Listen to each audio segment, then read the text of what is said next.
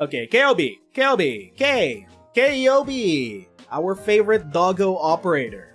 She's a hungry doggo. She was on her way to Minos because she lived in the wilderness. She collects weapons, and then she has this one favorite axe with her name on it. That's where she got her name. Vulcan named her when they found her, and apparently she has a connection with Minos. She's looking for the maker of her favorite axe. That's her core story. She's had one other storyline, major storyline in Ceobe's Fungimus.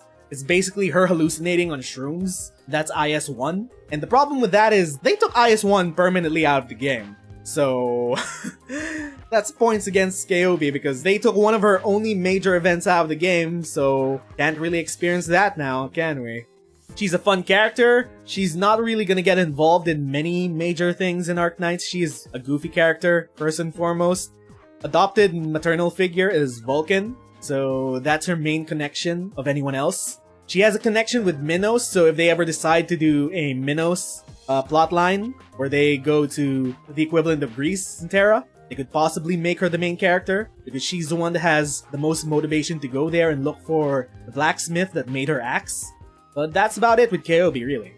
She's gonna be in underused tier. She's definitely better than Ak for me. She's underused, and they removed her only major plotline in the game, so that's kind of disappointing. What else? We have Bagpipe. Let's go, Bagpipe. Okay, so Bagpipe. Bagpipe is very intertwined with the Victorian storyline right now. Bagpipe went to school with Chen in Victoria. They went to school together. They were roommates. Quote-unquote roommates. She's very deeply intertwined right now with the Victorian storyline. She has major connections with both Chen and Horn. But the problem is, she's also in character limbo, in which they still haven't decided which way they want to go with her. Do they want to make her Chen's permanent partner? Do they want to make her Horn's partner? So she's kinda in character limbo right now. There's definitely opportunity to bring her back into the Victorian storyline, but that's already involving more of Sarkaz. She's not really involved with that storyline. She's more of the inter struggles of Victoria. She has, oh my god, she has one of the best skins in the game. As with our irrational rule, she is already part of the main story, which makes her automatically C tier. Okay, so we have Phantom. Phantom's major plotline in the story is IS-2. It basically revolves around his past as part of the theater troupe. Although the problem with IS-2 is that it's very esoteric. So he has connections to Gaul, he has connections to the theater troupe, he has connections with the bear, Gopnik. Yeah, the problem with IS-2 is technically all of the integrated strategies is that they're self-contained stories, so they don't really widely affect the global story of Arknights. So I say Phantom goes in B tier. Phantom goes in B tier. Is he higher than Hoshiguma? Definitely higher than Hoshiguma, because he has a whole event dedicated to him. Oh yeah, Miss Christine. He has a cat. I'm not that familiar with Miss Christine, but I do like characters with cats. Oh my god. Here we go. The one, the only, wait. Chaos Incarnate W. W is very intertwined with the main story of Arknights. As we could see here, she's one of the only characters whose affiliation is not with Rhodes Island, is not with the Sarkaz, but with Babel. W is one of the only Sarkaz characters with the affiliation of Babel in the game. I think she's the only character with the affiliation of Babel. The only playable operator. Let's see. Yep, she's definitely the only character with Babel right there. That immediately skyrockets her importance over every other character. So not only is she a meme, but she's also one of the most important characters in Arknights. Because she is directly tied to Theresa, the founder of Babel, aka Rhodes Island. And also she's one of the only remaining people that met and knows the past doctor. So she knows exactly who the past doctor is. She has a grudge against the doctor because, well, it's implied that the past doctor was the one that killed Theresa. She was originally part of the mercenary group that was bouncing between Reunion and Rhodes Island. You can't really trust her to be loyal to one faction or the other. She just goes her own way. She is Chaos Incarnate.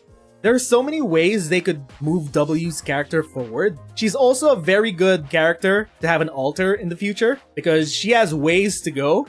Yep, W, S tier. W is heavily intertwined with all of the major players in the main plot of Arknights.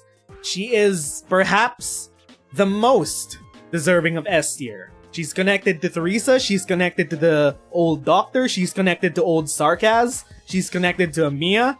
Everything lines up for her. W is an S tier character in terms of her potential for future plotlines and her current plotlines right now.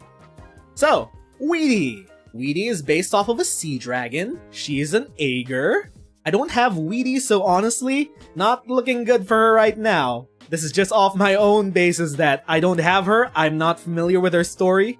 She doesn't seem to be in any major event right now. She doesn't seem to have any major connections to any other characters that she could bounce off of. She seems to just exist as a 6-star. She seems like a filler 6-star.